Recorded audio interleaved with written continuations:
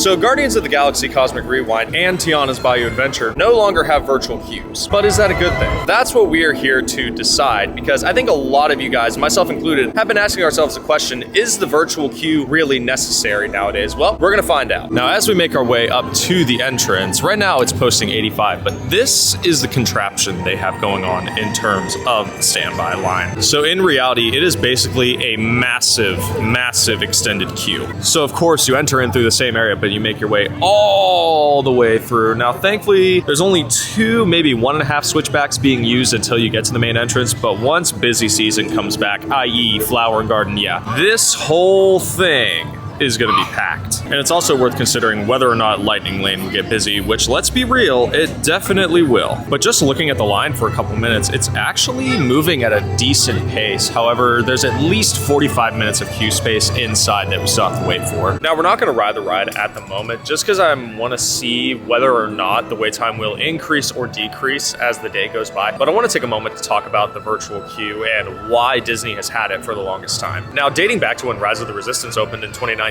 I was actually one of the first guests to get to ride Rise of the Resistance through the virtual queue system, and it was a very, very interesting process. Of course, you had to do it all through the app, you had to do it at a very specific time, but if you got a virtual queue, you were basically able to ride at a specific time later on. However, when the virtual queue first became a thing, it was rather annoying having to do it, whereas nowadays, it's as streamlined as it gets to where you have a 7 o'clock drop and a 1 o'clock drop. The 7 o'clock drop was, of course, the worst one because no one really wanted to get up that early to grab a virtual queue, so most people would try to get the 1 o'clock drop. Whereas nowadays, most people don't want to have to grab either. They just want to be able to walk right on in and ride. And now, coming on almost 3 years of Guardians of the Galaxy being opened, there is no more virtual queue. But it again begs the question, was it worth dropping the virtual queue? Well, at the moment, my answer is yes, but that's because we are technically in quiet season now that Festival of the Arts is over. Once Flower and Garden starts, I guarantee you this ride is going to top out at least 4 to 5 hours.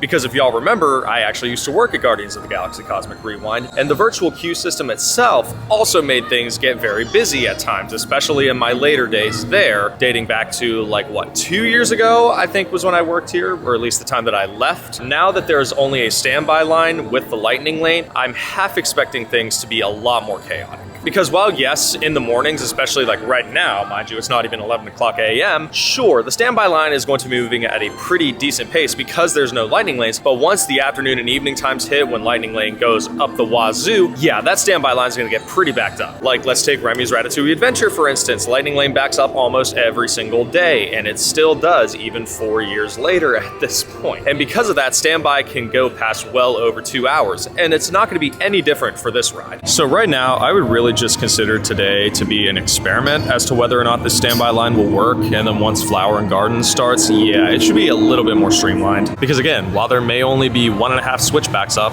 mainly just one at this point, as you can see down there.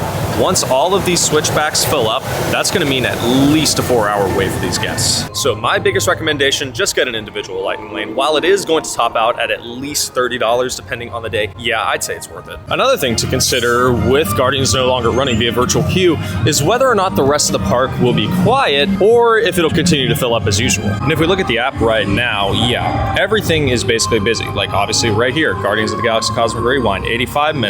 We have the Anna and Elsa meet and greet at 60, Frozen is down, and Ratatouille is down. This ride will definitely pop out at well over 100 minutes today. Soarin' is posting 65. Right now, I don't really think Guardians operating via standby is really going to help any other ride. Because while it might be easy to do some of the other rides, especially during rope drop, because everyone is going to, of course, go to Guardians, yeah, later on in the day, that's not really going to be the case. But now, if you know me personally, you know how I love to go off topic. We have our first topiaries coming up. We have the Wish Topiary, which was at the front of the park last year, which I really loved. Just, oh, look at little Star, he's so cute. And we also have little Valentino right there. And for anyone wondering, yes, I will be at opening day at Flower and Garden. You know what, here's the official plan. We'll watch Forces of Nature, because of course, you guys should know me by now, I love Forces of Nature, and then we'll go on Guardians.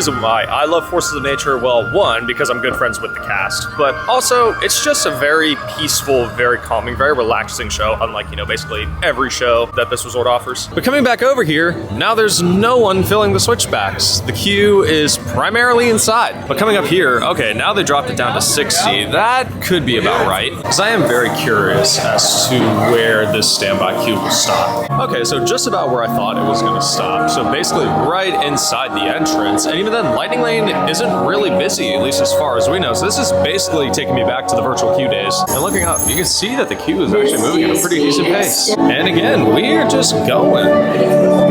The line did make its way out the door for like 5 seconds, but then it stopped. I also love how 3 years ago, this was the exact spot that we got stopped in during the cast member preview. And just like that, we are almost to merge.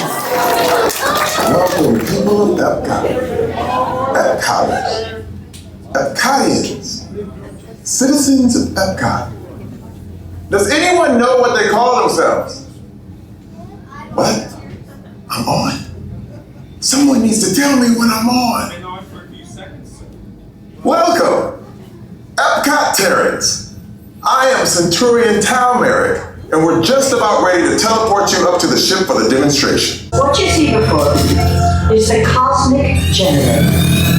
And in just a few moments, we'll be activating it so you can experience it for yourself. What's happening? I'm not sure. Our power's out. And the cosmic generator is gone. Cheerio, Monarch.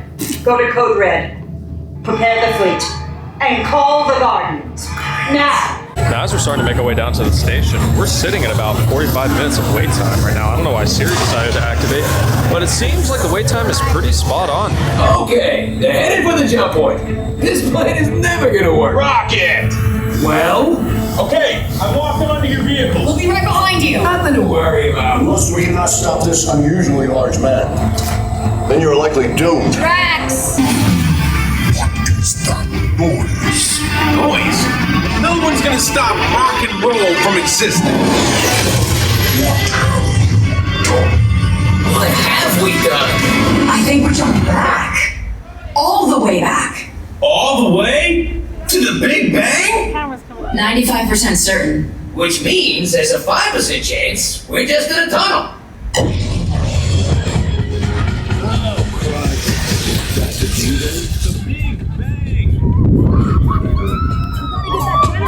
It's the only way back. There it is! We got the generator! Hooray!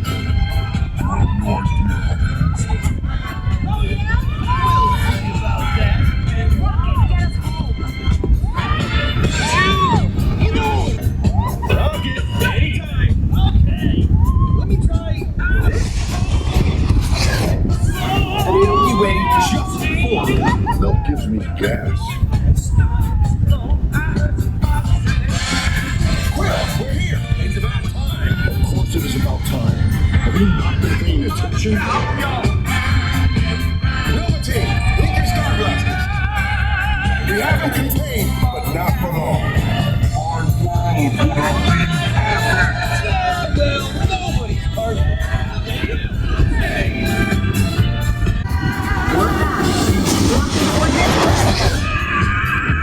It's Epcot.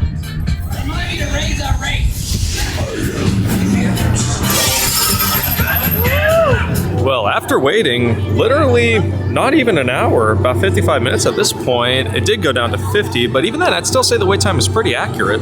Now, coming down to the Tiana side of things, per the app, it's showing 40 to 45 minutes, which is interesting because, you know, you'd think it'd be a lot longer, but because of the weather, it's really not. Coming on down, yeah, standby is posting 40 minutes. That's not bad. But even then, this ride, out of every other ride that has used a virtual queue, definitely has some of the best queue space. And in layman's terms, that basically means that even if this ride were to have a 2-hour wait, this queue can hold it. But even just starting to walk through, we're already moving at a good pace. And right now it is 1:21, so in theory we should be out of here by around 2:15. There's also the lightest amount of sprinkles in the air, basically feels like a marine layer, so hopefully it doesn't get worse. I will say too, the last time I was in this specific standby queue was 5 years ago. And within about 20-25 minutes or so, we're up to the main entrance portion of the line. I also just love the this area with all the knickknacks and doodads that they got. And within about a half hour, we've already made our way upstairs. Although I do wonder, can you smell the beignets?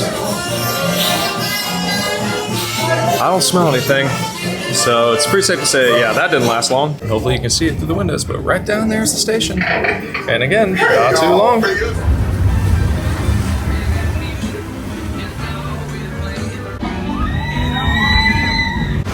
y'all. Thanks for helping me book the musicians for our party tonight.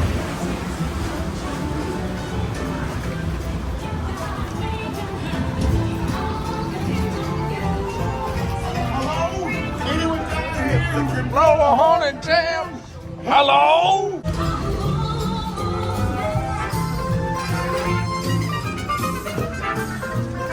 No.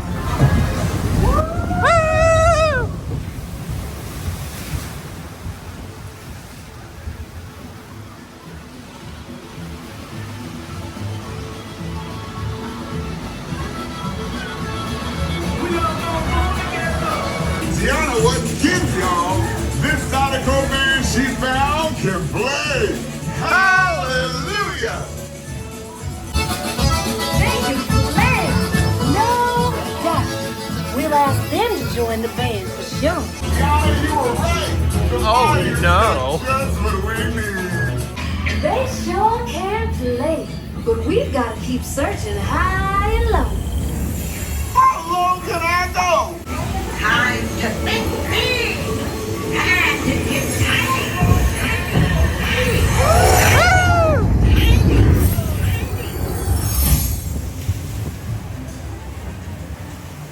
Where'd they go?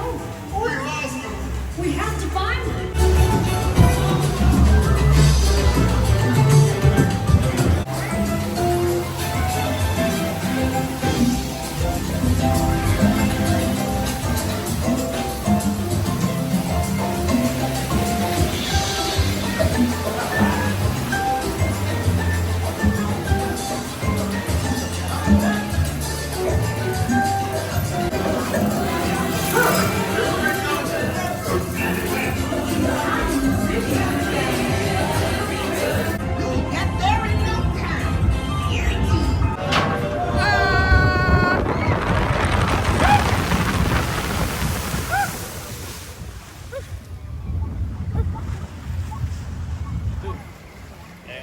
Come on now.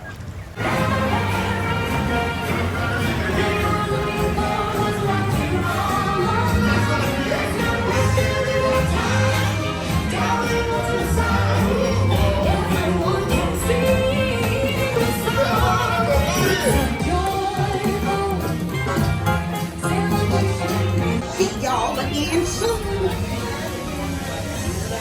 Ooh, it is definitely a good thing we got on when we did, because now look at the line. See, now it's really starting to fill up. But yeah, it took just about 35-40 minutes from the time we got in line to the time we got on the ride. But just like at Guardians, that could change at any time. So I think it's safe to say that both Tiana's and Guardians were pretty successful today. But since it's starting to get sunny out, that of course means that people are going to start flocking in out of nowhere. But there's a lot more that I want to talk about in terms of these virtual queues, so we will see y'all at home. Alrighty, my beauties. Well, now that we've given things a day to simmer, let's talk about the real question. It's that whether or not the virtual queue is really worth it anymore. I kind of touched on it throughout the vlog. In reality, there are certain rides that actually benefit off the virtual queue, and I will be honest, Guardians of the Galaxy was one of them, and that's simply because of how the line works. Because like I said in the vlog, the internal queue space can only hold about maybe 45 minutes, give or take, obviously depending on Lightning Lane. That can, and of course will change as it has in the past. But now that they made this entire extended queue, that's going to become an issue. And what I mean by that is, if you guys saw any clips from Rope Drop, the line went all the way back down to Spaceship Earth. Now, the reason why that's kind of an issue is because obviously there's a whole bunch of walking space being taken up by that specific area. And while yes, you could obviously just go to the right to Spaceship Earth towards, you know, World Nature, Nemo, the Land, Figment, all that stuff. Yeah, there's going to be some people who are going to want to go towards Mission Space and of course Test Track when it reopens. And in reality, it just looks like a whole bunch of stanchions expansions were put up, which is of course the case. But even then, we went from Guardians to Forces of Nature and back to Guardians, and from that half hour, maybe 45 minutes or so, the extended queue outside was non-existent, and the line basically made its way inside. And now, of course, it's this quiet because there's no festival. We are in the in-between stages of festivals. But I guarantee you, once Flower and Garden starts, yeah, Guardians of the Galaxy is going to be a mess. Now, I think another question that should be asked, at least in terms of Epcot, is will this affect Remy's Ratatouille Adventure? The answer to that is a simple no, and that's because if you look where Remy's Ratatouille Adventure is in the France Pavilion, it's right next to the other park entrance over at International Gateway, and you have 5 respective resorts that tend to fill up that specific area every single morning. And this is coming from someone who worked Remy's Ratatouille Adventure. It's merely those guests who will tend to fill up Remy's, whereas the main entrance guests by Spaceship Earth will fill up Guardians. Now, in terms of Tiana's over at Magic Kingdom, that's a whole other thing, and I talked about that in the blog extensively, and it's that their queue space has no issue holding up a good chunk of guests. Because even looking back to the Splash Mountain days, if you guys remember, we waited in line for just about maybe an hour and a half, almost 2 hours at that point. And even then, that queue was long. There were a lot of guests in that queue, and it held everyone perfectly, so I don't really see any issues with that. So really, I think at this point, the only reason why Tiana's had a virtual queue in the first place was because every new ride had a virtual queue, and even then, Tiana's is still technically considered a new ride, even though it's just a retheme. So I think at the end of the day, Tiana's is fine without a virtual queue, whereas Guardians, it's gonna be iffy depending on the season, because again, during quiet season, it'll be fine, but during festival seasons, yeah, it's not gonna be pretty. But I think that's enough of my babbling. We got cookies cooling down on the stove, and yeah, I am hungry. So with all that out of the way, we do this every single week, so make sure you like, subscribe, share, and ring that bell. Take care of yourselves,